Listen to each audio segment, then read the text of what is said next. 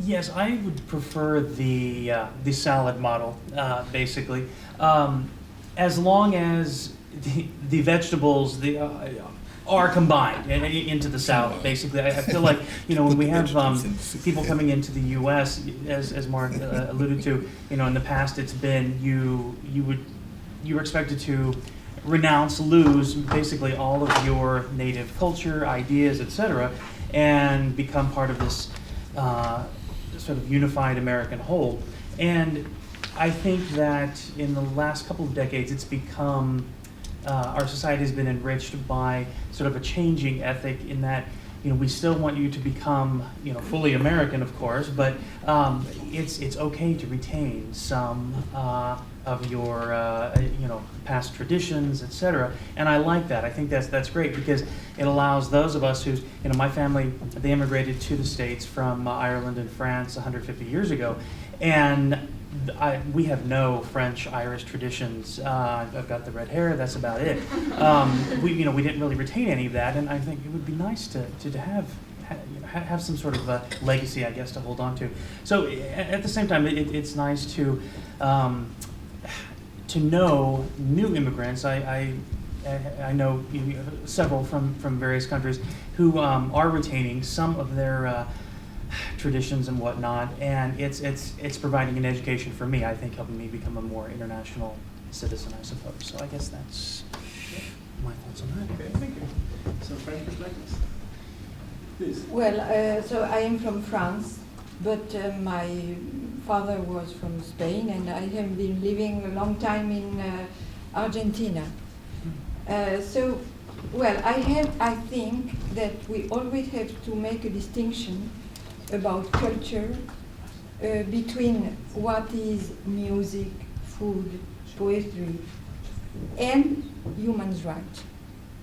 Integration means that you have a common perception of human rights, and this common perception is the Universal Declaration of Women's Rights and the Convention for Elimination of Discrimination Against Women. And this gender dimension of immigration has not been sufficiently focused during this meeting.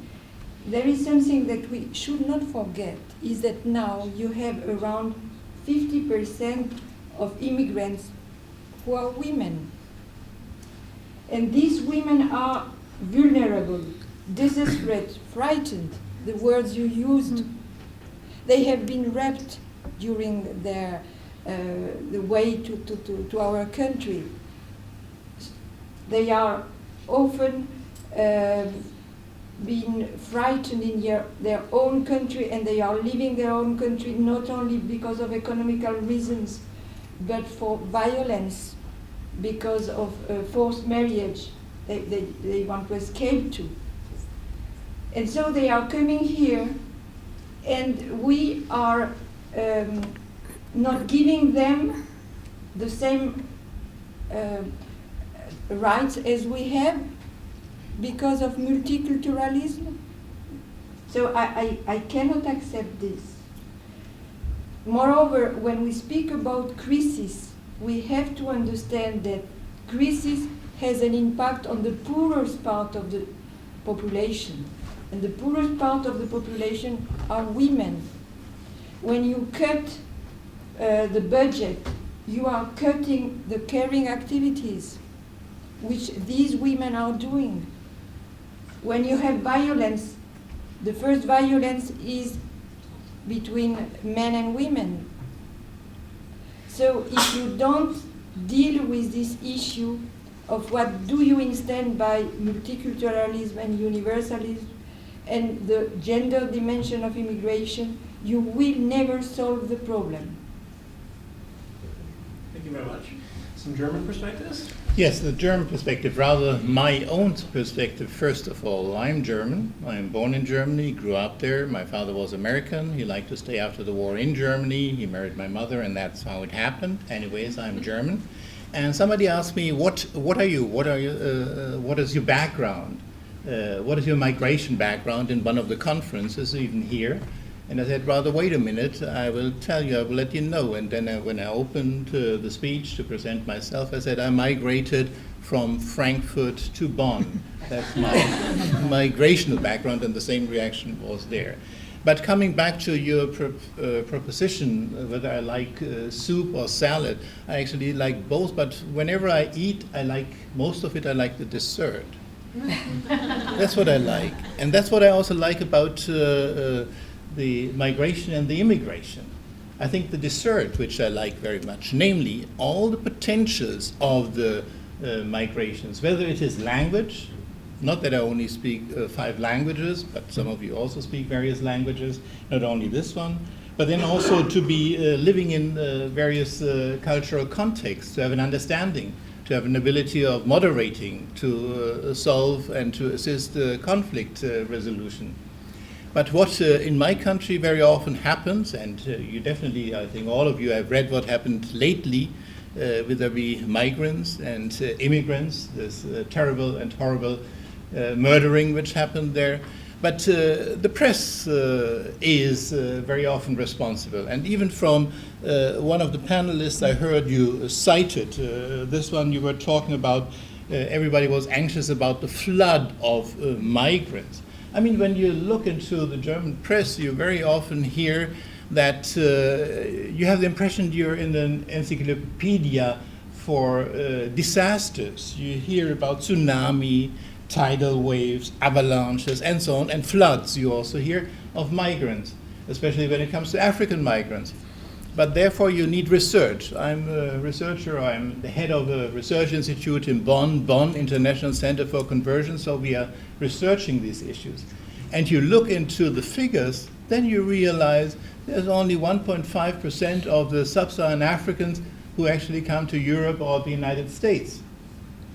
But if you look into the figures where they are migrating, there are about 17 million who are migrating within their own continent. So, I mean, these tidal waves, these avalanches, I think the prejudices, and one of the last points I would like to mention, it hadn't been mentioned yet, I'm a bit surprised, but the securitization of this issue. It's not a security issue, it's a securitization. Look, for instance, at Frontex. We haven't heard about Frontex, but everybody of you knows about Frontex. They are building walls. I mean, what the hell is this? Or we are also arguing and researching on small arms, light weapons. We have one of the fields is disarmament. So if you look into arms, where are the arms delivered to and where does it happen in order to protect? So I think there are definitely very many points I could raise, but coming back to the food, I like the dessert of all the potentials. Thank you very much. Yes, thank you. I think this is a great opportunity, and this is, I think, a great example of how multiculturalism come together in one room in London, you know, with the various faces, various backgrounds. I'm originally from Iraq. I've migrated from my country a long time ago, 76, and I've been all over, you know, Europe, Middle East, North Africa. So, you know, I can give you an overview how beautiful is multiculturalism and how beautiful is migration. It is the essence of us, a human being. And again, I like this example. I'll go for the salad example. I'm sorry. You know. Oh, not dessert. But I believe the salad example is a great example. But the salad dressing is the policy that a country can make to make the salads beautiful at the end of it. Because we can mix together, but if we don't have a government policy that will bring us together, we end up, you know, being together but not really living together. I think multiculturalism and migration, it makes us human as who we are now and how we can live and move forward together. I've been living in the UK for 20 years, and I suffered, as the lady there from Australia said. I came here and the first question asked is, where are you from, what are you doing? It did not welcome me as a member of, you know, the British society, but I made myself a member of British society. I've made myself to be integrated with the British society, but I do kept my identity as who I am, my religion, or my culture did not conflict that. Sometimes it might, but did at the end of it, when I explain myself to them and who I am and where I'm from, I think the fear of who I am has melted. I think the issue with the news or what have you, that create the fear or the barrier between the migration and people coming to this country. But sooner or later, it'll melt. Like what we've seen before in the 50s and 60s when the Caribbean came to this country and we had this policy of, no black allowed to be run to the house and see them migrate to Brixton or those areas. And then after we saw the Asian issue, and before that we saw the Jewish issue in this country who are not allowed. But that's all has melted because we forced ourselves and we opened up to the British society. I think the issue here is the issue with migration who have keep themselves to themselves and who doesn't really try to integrate with the country they live in, and they not try hard to explain themselves. They say, oh, we're not bothered, we just keep ourselves to ourselves, we'll move to an area where we are all together and we don't care about the British society. But I think our issue is try to open up. I think cultural diplomacy and public diplomacy is the main tool and the method that we learn now is how we can open up to others. And from my view for the future is let's live together and let's understand each other. When we understand each other, we're not going to fear each other. We're going to have, kind of a harmony. We can live in each other because we learn. We can pick from each other. We can really move forward. Without moving forward, in this country, if without migration, we can end up with fish and chips daily. Fish and chips and pie and mashed peas with respect to the food.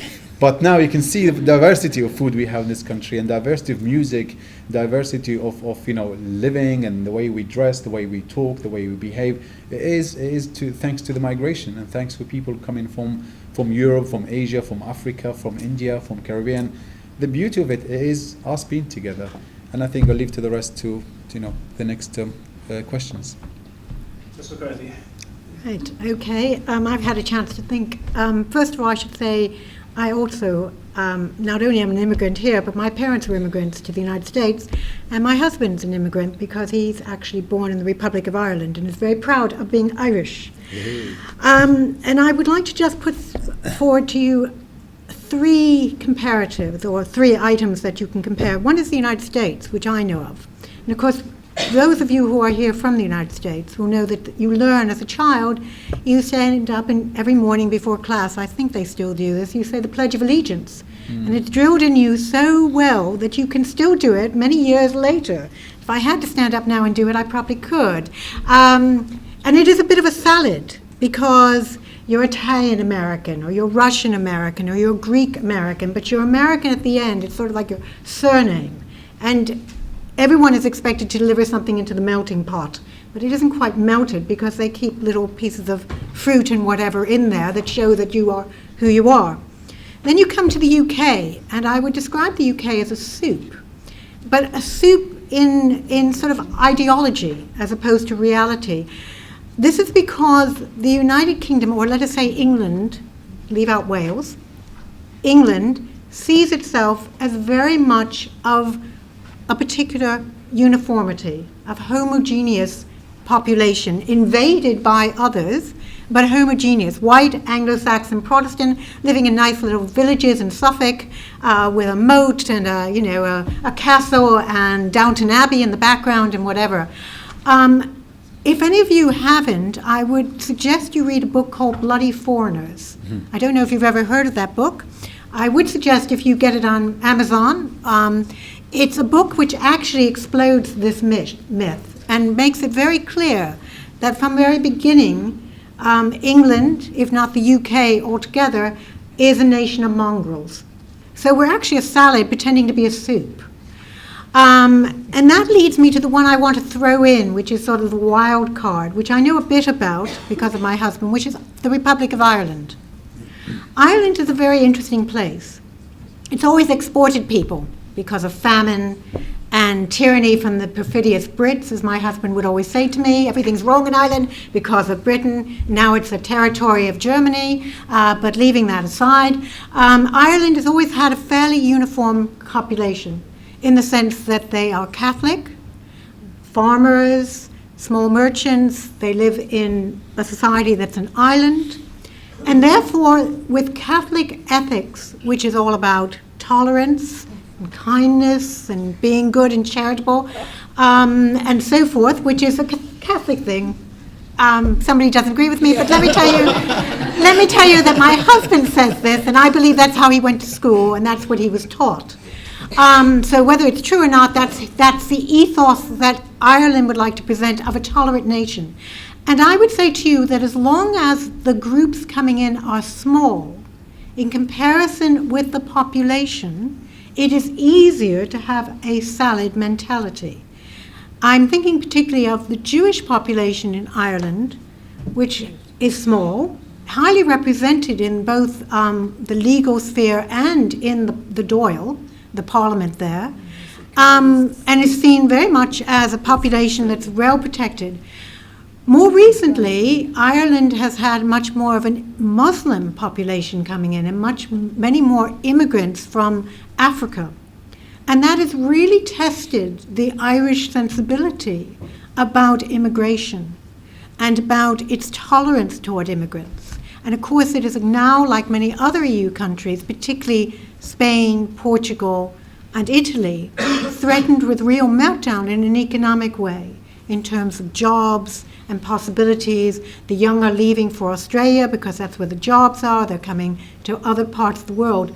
And therefore, the question is, when you are under threat and you have migration in a country that prides itself on being able to absorb and be tolerant, and they're signatories of human rights and so forth, do you want to be a soup or a salad? Or would you just like people to leave you alone and just get off the menu? So I just throw that in because I think we should look at countries which have this new pressure, which they're not used to, and how they are responding to it in a way that could be positive. Okay, well, thank you very much for the introductory comments to all of the panelists. I would suggest at this point, let's immediately turn it over to you, the participants, for any questions or comments that you have. And let us know. If it's directed to a certain panelist, please let us know. Otherwise, we can give a chance to all of the panelists. Maybe we can take up 2 or 3 questions or comments together and then offer some responses from the panel. You were first on the back, and then we'll come to the front, please. Thank you. Well, I don't know whether to talk about the soup or the salad. Actually, I'm confused about the use of those terms. But immigration issues over the centuries rather, has always been interesting. And when I hear people talk about their fears about those coming in, taking our jobs, and therefore that gives them the reason why they should resent people coming in. It strikes me as an acceptance of inferiority, even for those local population, because you're already accepting that those coming in are better than you, and that's why they're going to take your jobs. So if that's valid, I would then ask those who agitate that way to also look back. I mean, she just talked about the Irish experience many years ago, and still today they go to other countries to work, and they are received. I mean, the American society today wouldn't be what it is without immigration. I mean, that's one beautiful land, the land of freedom and opportunity, because people from all over the place are found there, and they manage somehow to live in harmony. Well, not maybe not. And then you look at the Spanish and the Japanese. At a point in history, the Japanese were selling in quotes, their children away, sending them away to other lands to go and work. That's why you have them in Peru, everywhere in Latin America. And they contributed, they built those lands. They therefore also went back to Japan to make Japan a better place. And so why then do we suddenly find this feeling that it's okay for us to migrate and be great, and it's not okay for us to accept other people to come around? And we often give this point that, oh, they are coming to take our jobs. Who said so? Are they better than you? I mean, if the jobs are open for everybody to compete, you probably will still get the job. But if right from the beginning you are feeling that, oh, these guys are better. And it's already a self-defeatist attitude, isn't it? So I would like rather to think that people should be a little bit freer to accept other people, because immigration itself is not completely equal. I should think that people should be happy to have societies that are multicultural for the values that such societies have. Monotony is not always good. When everything is homogeneous, there is nothing to look at. Or maybe when you add, the rainbow color is perhaps more fascinating than the dull white or black color. And so if we look at it this way, perhaps we should begin to work more on the minds and thinking of people to see more of the values, the values in having other people come around you, much more than the threats. The threats you think they bring you, because you are not also perfect. Crime is not limited to any group of people. Whatever you can, cheating and lying is not limited to anybody. I mean, I'm an African, and if I go to African history, I can tell you that much of the crimes and lying and cheating that people do today, they got from the British. Yeah, pure and simple. Because I know the way the typical African society worked before the British invasion of my country, for instance. So, but we don't want to go back to those things. Let's have a society that is more accommodating, more accepting of other people's views and values. Thank you. Thank you very much. You're next, please. The whole example, we've heard it before, and this is like not on this conference that I've heard at the same time, the first time, the concept of having a salad or a soup. I have a very big problem with that, because if we have a salad, then I have to decide whether I am an olive or a I don't know, tomato. But I cannot do that, because how am I supposed to say, like, when people ask me, you say you're an African man, you can say that, but if you ask me what I am, I don't know. I have a British passport. I had my childhood was in England. I then moved to Germany, and then I moved back to England, and then I moved back to Germany again. I love Germany. I'm organized and structured. I like organization. I'm on time. Thank you so I'm much. German that way. Then I'm getting very emotional right now, and then I'm very passionate, and that's something that comes, I think, from my Persian background. So if we have I don't understand why we have a society where we have to decide that this person is an olive and this person is something else. I don't understand why. When I look at humanity's past, when something terrible happens, then humanity has done that, and it doesn't matter if it was Germans that killed Jews, or if it was I don't know, Africans that did what happened in Rwanda. It's just something that humanity has done, and I am a part of humanity. That is, and also if something great has happened, if we've had amazing inventions, if we've had people like, if we've had freedom movements and revolutions, then that is also my legacy, because I am part of the human family.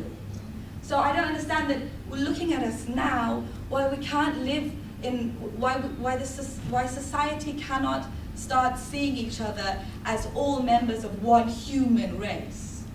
It's a very important issue for me.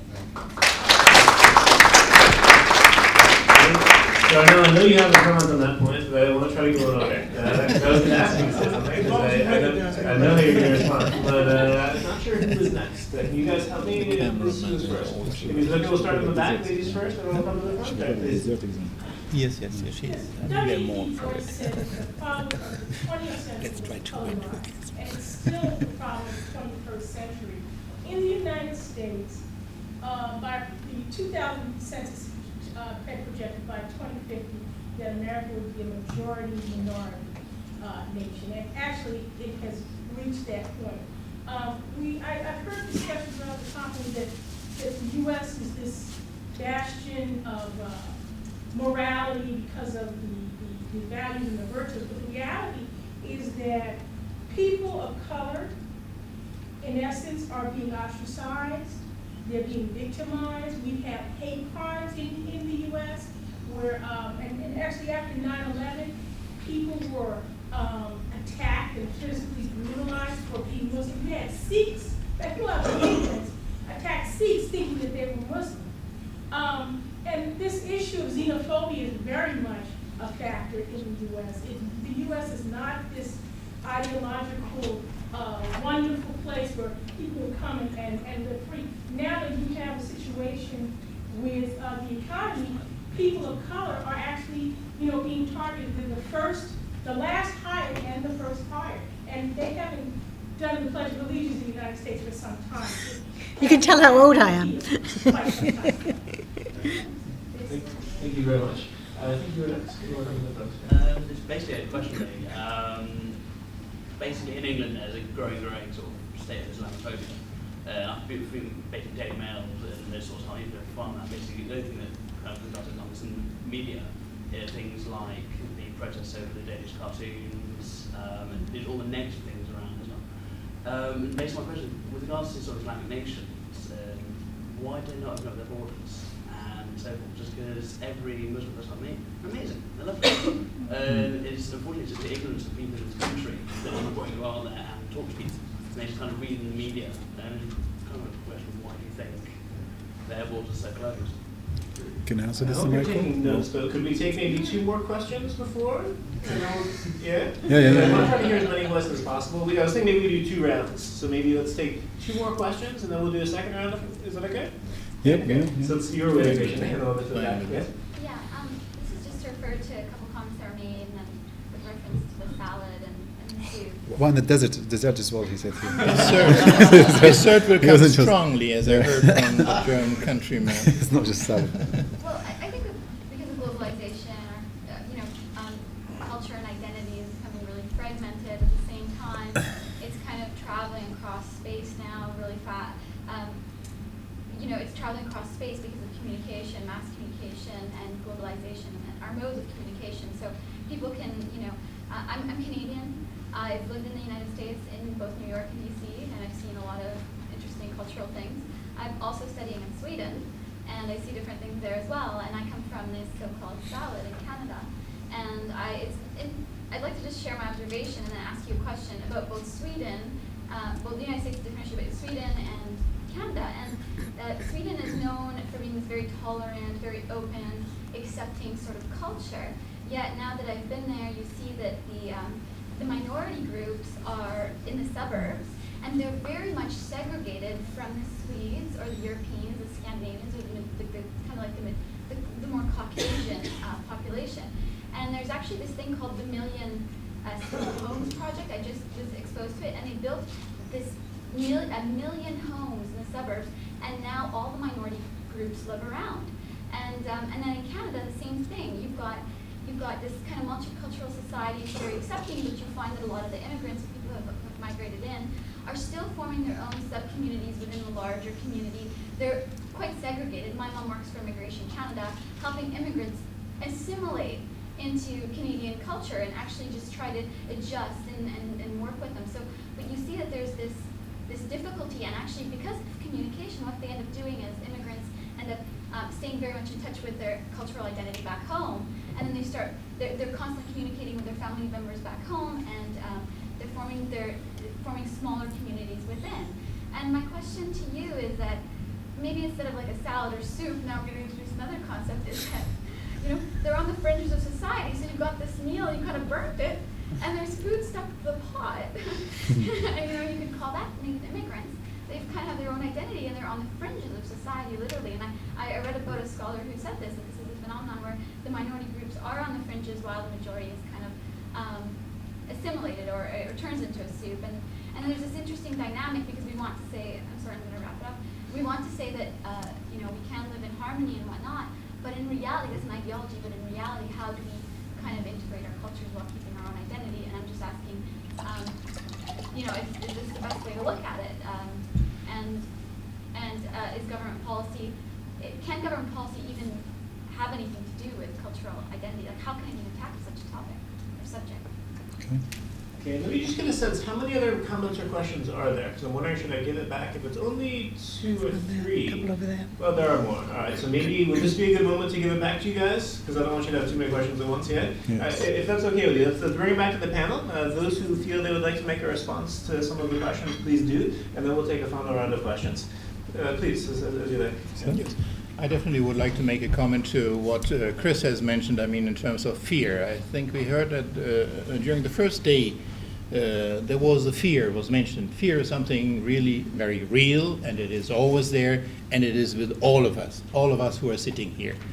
But then not only government, but also civil society has, to my idea, duty in education. And it starts from the baby. I mean, it starts from and I can only speak for Germany in this case, where I know a bit more than on other countries. For instance, if you teach the baby the story of 10 kleine Negerlein, or if you teach the story of Wer hat Angst vorm schwarzen Mann, I don't know if everybody understands it. I mean, who is afraid of the black man? Or 10 little Negroes. I mean, if you teach the kids this right from the beginning, how can you get rid of this when they are our age? I think there is a duty of the civil society, and not only of government. I think to put it onto government, with due respect to government, that's not sufficient.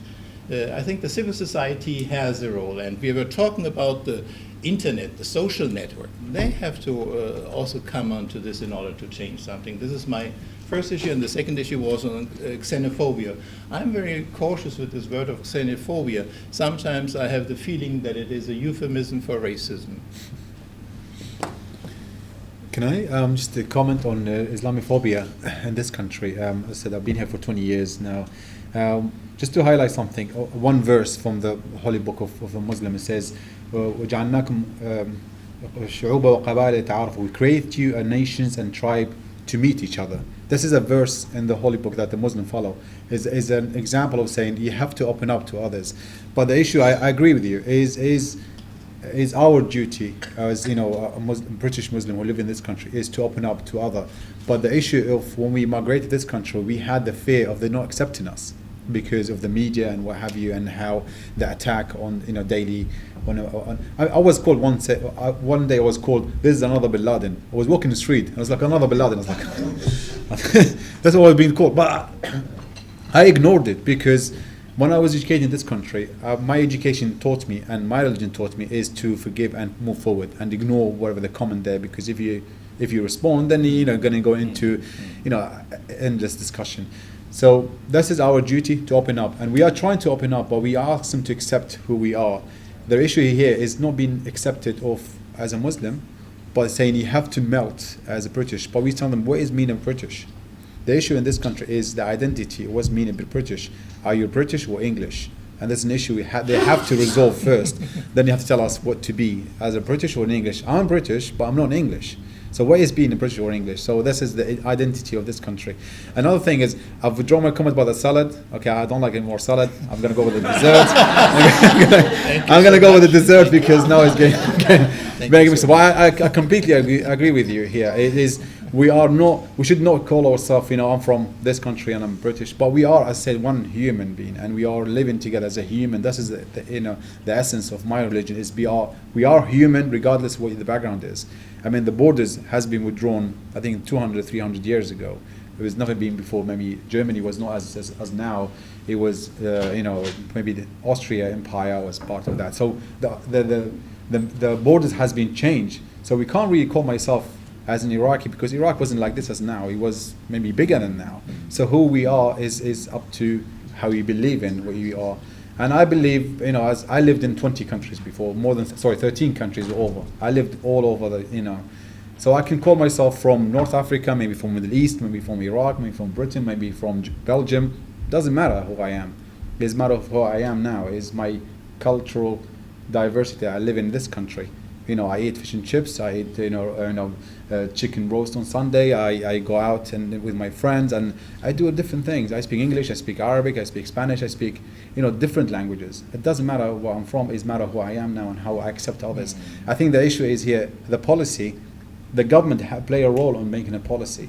like we have anti-Semitism in America and here, they have to create another, anti-Islamophobism in this country, because otherwise you have people attacking on the newspaper about, the Muslim and this and Muslim that. I think the government should take a step, plus the social, the communities and social media has to play a part, but that only led by a government who can enforce the law, saying we have anti-Semitism because the Jewish being affected. Same thing we have, anti laws against attacking Muslims for what they believe and everything. I think that we can, from this we can move forward.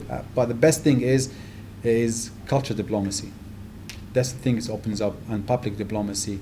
I think a lot of government are paying attention to that area because they find it's important to open up to other governments, to other nations through public diplomacy and through culture diplomacy, because without it we cannot really share our ideas and our vision together. Without that, we'll be living like, my country, your country, and that's it. But through that, I think we can do a lot. Well,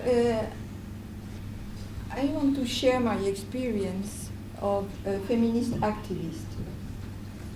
I think we have not just to dream. Of course, we are all human beings and we want to love each other. But there are problems we have to face. Before immigration, in France, we had not female genital mutilations. Since 30 years, we are having these trials to try to stop this traditional practice. We had not forced marriage. This we had in the past, now we have. So we have non-governmental organizations that are helping young women from the second generation that are forced to early marriage too. We had not polygamia. So the second or the third spouses are in vulnerable situation because they don't have their papers. They are completely dependent of the husband and hiding their situation. You have honor crimes, we had not this, which means that, and I come back to my first statement, if you don't take care of this issue of human rights, women's rights, gender equality, of course, even in our countries, we didn't reach gender equality, but we are regressing in the outskirts of the big cities. This is the reason we have a movement like Ni Put Ni Soumise, a new movement to help these young women. Do we want, because we are tolerant and respecting differences, to respect what is not respectable? And these women are not asking us to be tolerant to this violence against them. So this is one of the issues. We are not dreaming. We are not having this. I am not coming from Paris here to spend hours and days just to dream of a world that would be so nice that this doesn't exist. This exists, and we have to do something. But we need immigration. House caring. You have look at the TV. The problem of old people. Who is caring old people? Immigrants. So we need these people. We have both to understand that we need these people, and at the same time that women coming here want to have the same right as us, and not a secondary right because we are tolerant to what is not tolerable. Thank you very much. I think we'll bring it back to the participants. We've had many questions, so let's try to keep them brief, and we can hopefully get everyone in, and then we'll offer a final response for each of the panelists. And again, let's try to go in order. I think you've been waiting longest. Actually, no, I'm sorry, we're here. We left off here. Here first, and then we'll go there, okay? We'll try to keep in order, please. Well, I want to remark the importance of how we see immigration. Because in Spain, for example, before the economic crisis, a lot of people from South America came, and they were accepted. They were taking the jobs that anyone wants. Almost all the health and all the agriculture were run by South American people. And it was it's still a difference because, well, unfortunately, we have no public education, so everyone in middle class goes to private schools, and we were all white, middle class Catholics, but they were also, they speak Spanish, they were Catholics, the children went to public schools, and there was no real issue there. But then the economical crisis came, and everything is, they weren't through South Americas anymore, they were panchitos, which is, initially it was a word referring to the way of speaking Spanish, but now it's like an insult.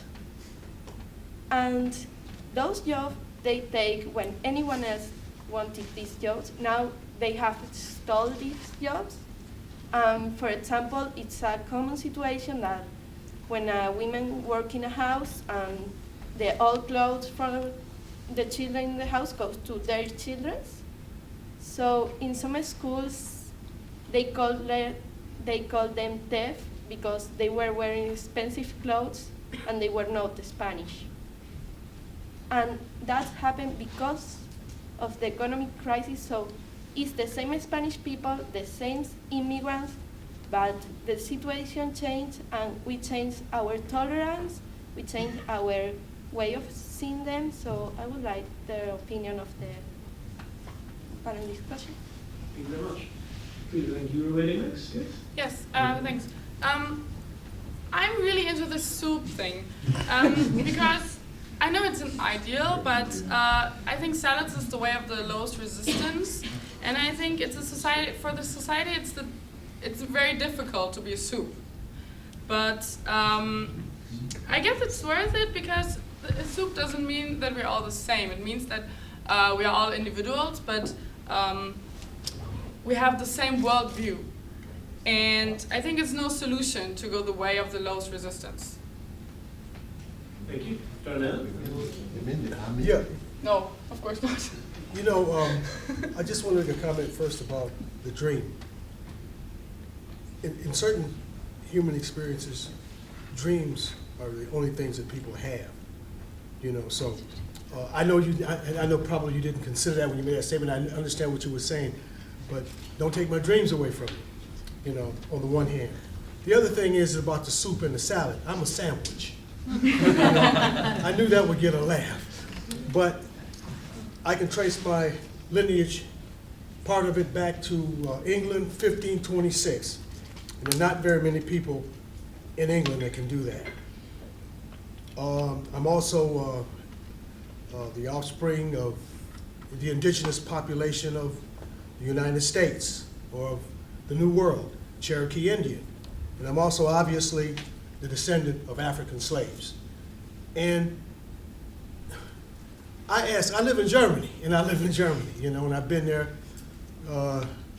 almost 40 years. I have 4 children, 3 of them living in Germany, and oddly enough, they consider themselves to be German.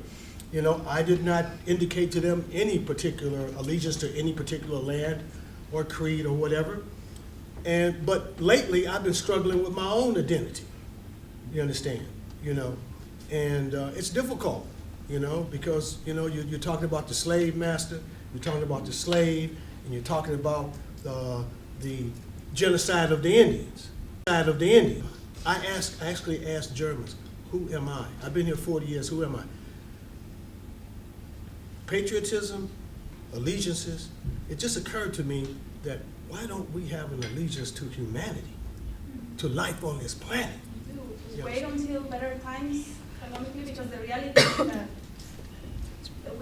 these people that come, first of all, the potential is being wasted. They become more vulnerable because they're the poorest, the lowest, and then the budget cuts. How is this going to develop? I mean, do we have to wait until better times economically for this to be solved, and more lobbying and campaigning? Yeah. Thank you very much. 2 more questions, one in the back on the left and one in the front. And I get to actually conclude where the plans last table, please. I'm just going to be brief. I just wanted to know what are your views on migration creating poverty in our globalized world, because we find out that people who come, like for example the UK, they come for a better life.